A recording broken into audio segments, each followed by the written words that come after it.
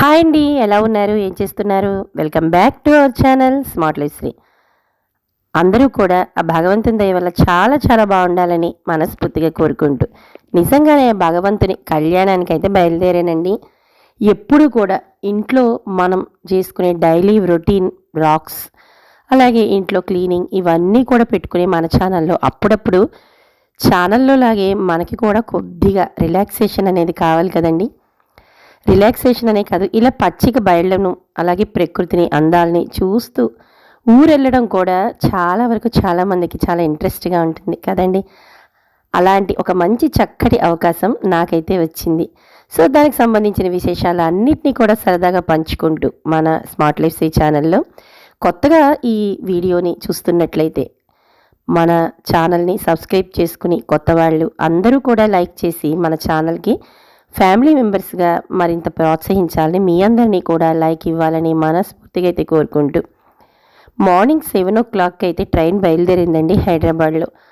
So day journey మొత్తం అంతా కూడా, అందులోని ఎండలు కూడా బాగా పెరిగిపోయాయండి. ఇక అనుకోని ప్రయాణం కాబట్టి, అంటే ముందు రోజు నెక్స్ట్ డే బయలుదేరుతాననగా జస్ట్ 1 day ముందరైతే రిజర్వేషన్ చేసుకున్నామండి ఈ ట్రైన్కి. అది కాడ ఇది స్పెషల్ ట్రైన్. ఇంకా స్పెషల్ ట్రైన్ గురించి మీకు తెలియంది ఏముందండి. ప్రతి స్టేషన్ని దాటుకుంటూ మార్నింగ్ 7 o'clock ఎక్కితే మేము రీచ్ అవ్వాల్సిన ఊరికి ఈవినింగ్ 7 o'clock అయితే రీచ్ అయిందండి. నిజమండి బాబు. ఆ ప్రయాణాన్ని ఎండ కొట్టుకుంటూ గాలి విసురుతూ మొత్తానికి ఎలాగోలాగా కంప్లీట్ అయితే చేసాం. ఇంతకీ హైదరాబాద్ నుంచి మేము బయలుదేరింది తాడేపల్లిగూడెం. మీ అందరికీ పశ్చిమ గోదావరి డిస్టిక్లో తాడేపల్లిగూడెం తెలిసే ఉంటుంది. సో ఆ తాడేపల్లిగూడెనికి అయితే వెళ్ళాలి. ఇదిగోండి, మీ అందరితో మాట్లాడినంత తేలిగ్గా అయితే జర్నీ అవ్వలేదండి. మొత్తానికి అందులోనూ అక్కడక్కడ అంటే ఒకే చోట కూడా రాలేదు సిట్టింగ్ అనేది. అందువల్ల అందరం తలో చోట లోన్లీగానే అయితే ప్రయాణం చేసి, ఇక అంటే ఇక్కడ మా వారు మా పిల్లలు అయితే రాలేదు, అమ్మ వాళ్ళతో అయితే బయలుదేరాను. సో ఇదిగోండి, మొత్తానికి తాడేపల్లిగూడెం మీకు ట్రైన్ స్టేషన్లో టైమింగ్ కూడా కనిపించింది కదా. ఎలాగైతేనేం 7:10 అయితే దిగామండి. అనుకున్న ఈ తాడేపల్లి స్టేషన్ అంటే తాడేపల్లిగూడెం స్టేషన్ ఎప్పుడు వస్తుందా అని పొద్దున ఎక్కింది నుంచి ఎదురు చూస్తున్నానండి. యాక్చువల్గా చెప్పాలంటే మనకి నైట్ జర్నీలో అయితే చాలా ఈజీగా వచ్చేస్తాం. కానీ డే జర్నీ వల్ల, అందులోనూ స్పెషల్ ట్రైను ఎక్కడ పడితే అక్కడ ఆపిస్తూ మొత్తానికి సాధించినట్టు అంత ఆనందంగా అయితే అనిపించిందండి. ఆ తాడేపల్లిగూడెం రైల్వే స్టేషన్ నుంచి బస్ స్టాండ్కి అయితే ఆటోలో వచ్చి, అక్కడి నుంచి మాకు 5 మేనమామలండి నాకు. అందులో 4వ మేనమామ ఇంటికి దగ్గరలో, అంటే ఇది ఫైనల్గా ఈ ఊరు కదండి. ఇక్కడ నుంచి రేపు ఇంకొక జర్నీ అనేది ఉంది కాబట్టి ఈరోజు నైట్ అయితే మావయ్య వాళ్ళ ఇంటికి అయితే వచ్చాం.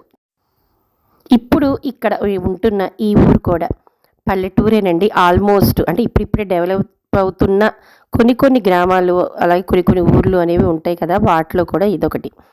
సో ఇదిగోండి, వచ్చిన తర్వాత ఫ్రెష్ అయ్యాక చక్కగా అత్తయ్య మినప రొట్టి వేసి దాంట్లోకి చక్కటి అల్లం పచ్చడి అలాగే కొబ్బరి పచ్చడిని అయితే చేసి చేతికైతే అందించిందండి. ఆవురావురమంటూ చక్కగా అయితే తినేసాం. అది కూడా ఎప్పుడు ఇంట్లోనే కూర్చుని ఏదో ఫ్యాన్ కింద అలాగే 4 గోళ్ల మధ్య తినే అలవాటు పడిపోయిన ఈ శరీరం ఇలాంటి చక్కటి ఓపెన్ ఏరియాలో, అందులోనూ పల్లెటూర్లు అంటే చాలా ఇష్టం అండి నాకు. చిన్నతనం నుంచి తెలియదు, అంటే మేమైతే వైజాగ్లోనే పెరిగాం. మొదటి నుంచి అది సిటీయే కాబట్టి ఇప్పుడు ఉంటుంది కూడా. ఆ మ్యారేజ్ అయిన తర్వాత ఒక 10 to 11 years అయితే చెన్నైలో ఉన్నాం. అది పూర్తిగా మెట్రోపాలిటన్ సిటీ. ఇంకా తర్వాత ఇప్పుడు వస్తున్న ఈ హైదరాబాద్లో దాదాపు ఒక 10 years నుంచి ఉంటున్నాం. ఇది కూడా తెలియందే ఉందండి. ఇలాంటి సిటీల బతుకులకి అలవాటు పడిపోయిన మాకు కొద్దిగా రిలాక్సేషన్ అంటే, ఎప్పుడు ఎంత సిటీలో ఉన్నా మరి ఏది దక్కదో మనకి అదే ఇంట్రెస్ట్ ఉంటుందోనో ఏమో మరి. అలా అని కూడా కాదండి, మానసికంగా నాకు చిన్నతనం నుంచి కొద్దిగా పల్లెటూర్లు, పచ్చడి పొలాలు, పంటలు ఇలాంటివన్నీ చూడటం అంటే ఇష్టం. ఎప్పుడూ కూడా పల్లెటూర్లు తక్కువేనండి వెళ్ళడం. వెళ్ళిన ప్రతిసారి కూడా చాలా వరకు కూడా ఎంజాయ్ చేస్తుంటాను. సో అందులో భాగంగానే ఇదిగోండి, మరి నైట్ చక్కగా పెట్టేసింది కదా, రాగానే కబుర్లు చెప్పేసి అది కూడా బయట వరండాలో ఖాళీ స్థలంలో కూర్చుని ఫ్యాన్ వేసుకుని తినేసి పడుకుని మర్నాడు లేచానండి. మీకు ఒకసారి చీకట్లో కూడా చూపించాను. అలాగే కొద్దిగా వెళ్తే వచ్చిన తర్వాత ఒకసారి చుట్టుపక్కల ఈ ప్రదేశాన్ని, అంటే వాళ్ళు ఉంటున్న ఇల్లుని అంతటినీ కూడా ఒకసారి అయితే వీడియో తీశాను, చూపించేస్తున్నాను. సో ఈ ఇంటికి పక్కనే కనబడుతున్న ఖాళీ స్థలంలో చూసారా ఎన్ని మందార మొక్కలండి, మామిడికాయ మొక్కలు, కనకాంబరపు పూల మొక్కలు, పల్లెటూరు అంటేనే ఒక రకమైన ఆప్యాయత, అలాగే ఇలాంటి పచ్చటి వాతావరణంతో కూడుకున్నది కదండీ! అందుకే ఎప్పుడు కూడా నాకు ఆ పచ్చదనం అంటే ఏమో తెలీదండి. మొదటి నుంచి చాలా ఇష్టం. మా ఇంట్లో కూడా మందారపు చెట్లు కుండీల్లో పూయించడం, ఇవన్నీ కూడా రెగ్యులర్‌గా చూస్తున్నా. మనకి ఇలాగ ఇన్ని విరబూసిన మందార పూలు చూస్తే నాకు ఏమిటో బుర్ర పని చేయలేదండి. ఏదో తెలియని ఆనందం. గులాబీని చూసిన తర్వాత తీసి దేవుడి మీదైనా కోసి పెట్టాలి, లేదంటే మన తలలో పెట్టుకున్నా ఏదో తెలియని ఆనందంగా ఉన్నట్లే. ఇలాంటి వాతావరణం చూసిన తర్వాత నాకు ఎంత ఆనందించినా మనసైతే తృప్తి చెందట్లేదండి. ఇదిగోండి ఇంక మార్నింగ్ అయితే లేచాను. లేచిన తర్వాత ఒకసారి వాళ్ళ చుట్టుపక్కల వాళ్ళ ఇంటికి సరౌండింగ్స్ అన్నీ కూడా ఒక్కసారి అయితే మీతో అయితే షేర్ చేస్తున్నానండి. సూర్యుడు కూడా చక్కటిగా చెట్ల మధ్యలోంచి పడుతున్నట్టు, అలాగే మొక్కలు వాళ్ళ వాళ్ళ పక్కన ఖాళీ స్థలంలో వేసుకున్న మొక్కలు, దండాలు కట్టుకుని, ఇవన్నీ పూర్వకాలం అంటే అమ్మమ్మ ఊర్లలో చిన్నతనంలో అనుభవించిన మా అమ్మమ్మ వాళ్ళ ఊరు కూడా అలా అని మరీ సిటీ కాదు, మరీ పల్లెటూరని కాదు. అలాంటి వాతావరణంలో అంటే అందులోనూ ఎప్పుడో సెలవులకే వెళ్తాం. ఎప్పుడూ నివసించే వాళ్ళకైతే ఇది ఎప్పుడూ మామూలుగానే ఉన్న మనలాంటి అప్పుడప్పుడు వెళ్ళి అలాంటి అందాలని చూసే నాలాంటి దానికైతే మాత్రం ఇది ఒక నిజంగా మరపురాని మంచి రోజు అనే చెప్పాలండి. అలాంటి వాటి కోసమే అప్పుడప్పుడు కూడా ఇలాంటి వాటికి వెళ్తూ ఉంటాను. ఇంతకీ ముఖ్యంగా నేను ఎందుకు వెళ్ళాను, అసలు ఏ పని మీద వెళ్ళాను, ఇవన్నీ కూడా మరి మీతో షేర్ చేయలేదు కదా! సో, ఆహ్ బోడపాడు అనే ఊరు తాడేపల్లిగూడానికి దగ్గరలో అయితే ఉందండి. ఒక చిన్న పల్లెటూరు అది. అంటే మీలో చాలామందికి మరి తెలుసో లేదో ఆ బోడపాడు మా నాన్న వాళ్ళ చిన్నప్పటి అమ్మమ్మ ఊరు. అంటే ఇప్పుడైతే ఈ తరం వాళ్ళు ఎవ్వరు, ఆ తరం వాళ్ళు ఎవరు లేరండి ఆ ఊర్లో. కానీ అప్పటి రామలింగేశ్వర స్వామి, అలాగే ఆ ఊర్లో ఆ బాల త్రిపుర సుందరి అవతారంలో ఉన్న అమ్మవారికి కళ్యాణం అనేది జరుగుతుంది ప్రతి సంవత్సరం.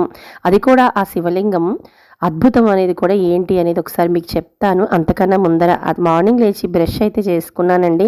హ్యాపీగా నిన్న నైట్ చెప్పాను కదా, ఇలాంటి వరండాలో కూర్చుని ఏ పనైనా ఇంట్లో 4 గోళ్ల మధ్య విసిగెత్తిపోయిన మనకి అలాంటి, అంటే మాది ముఖ్యంగా అపార్ట్మెంటు. మీ అందరూ ప్రతిసారి చూస్తూనే ఉన్నారు.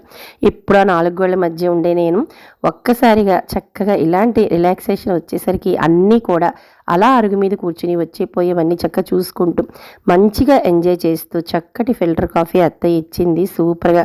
రోజు మనమే చేసుకుంటూ ఉండే మనకి ఎవరైనా ఒక గ్లాసు కాఫీ అయినా చేతికి అందిస్తే చాలా బాగుంటుంది కదండి.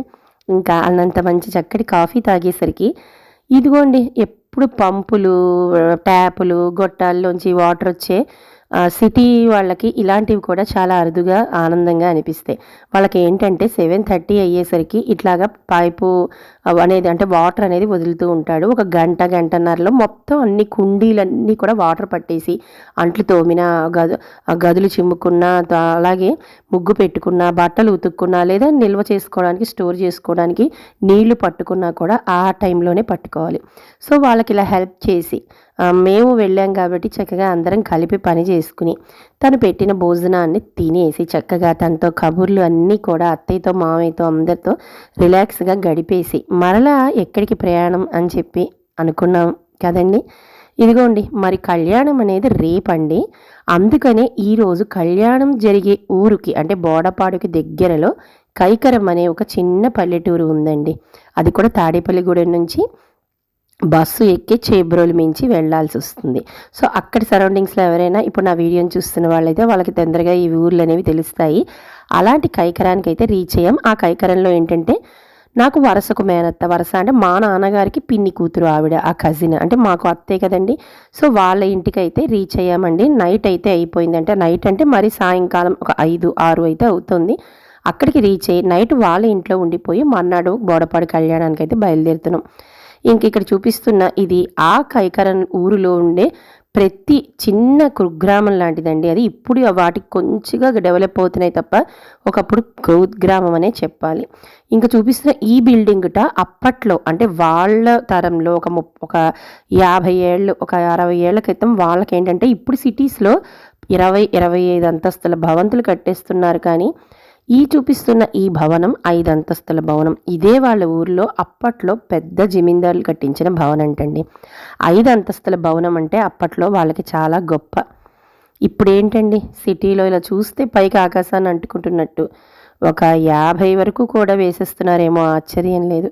కానీ అవి ఎంత కట్టినా దీని అందం దీనిదే.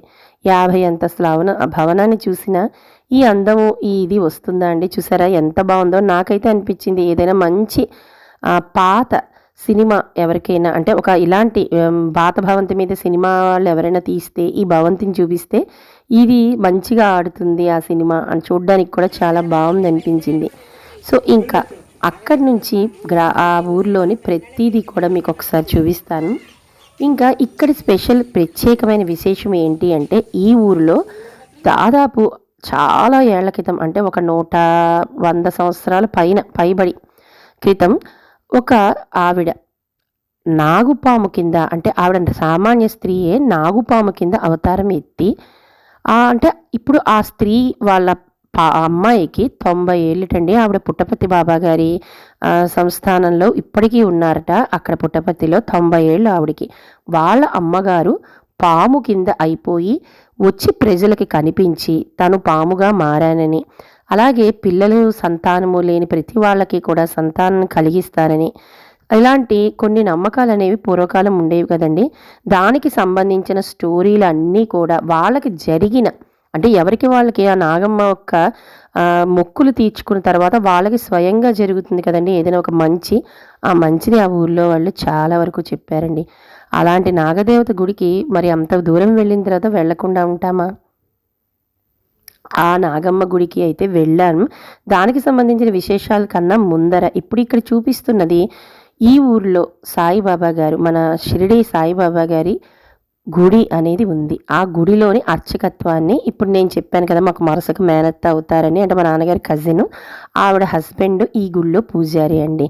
అందుకనే ఆ టెంపుల్కి అయితే వచ్చాం. కానీ ఒక్కసారి గుడిని ఆనుకుని ఇక్కడ మీకు చూపిస్తున్న ఈ పచ్చటి పైరంతా కూడా ఇదంతా వరి పొలం అంటే వరి పంటటండి. ఇలాంటివి చూడడానికి కళ్ళు నాకైతే రెండూ నాకు ఎందుకో మరి ఏందో తెలీదు, ఎంత వర్ణన అనేది నాకు రాకపోయినా అలాంటివి చూస్తూ గడిపేయడం అనేది చాలా ఆనందం. అందులో అలాంటి పచ్చిక బయలు మధ్యన కళ్ళకి కంటుకుని చూస్తూ ఇలా పక్కనే ఒక మంచి టెంపుల్తో, ఆ టెంపుల్ కూడా ఎంత ఆహ్లాదంగా ఉందో ఒకసారి చూడండి. అన్నీ కూడా మొక్కలకి చక్కటి పువ్వులు.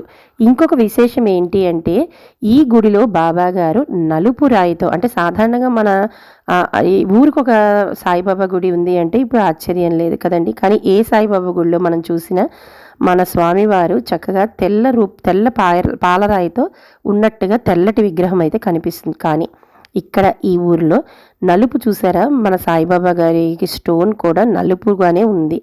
ఈయన చెవిలో వెళ్ళి మన బాధలు చెప్పుకుంటేట ఖచ్చితంగా తీరిపోతాయిటండి. అంటే మీరు ఏ కోరిక అనేది కోరుకున్నారో అక్కడ బాబాగారి చెవిలో చెప్పుకుని ఆయన పాదాల ముందు మోకరిల్లితే ఆ పని అనేది ఖచ్చితంగా జరుగుతుందని చాలామంది చెప్తున్నారు. అది కాకుండా ఇంకా ప్రత్యేకం ఇందాక చెప్పుకున్నట్టు మనం ఫేస్ అంటే బాబాగారి ముఖము ఎప్పుడు కూడా తెల్లగా అయితే పాలరాయిలా తలతల్లాడుతూ ఉండే మన బాబాగారి ఇక్కడ మాత్రం ప్రత్యేకించి నలుపు రాయి రూపంలో ఉన్నారు కదండి.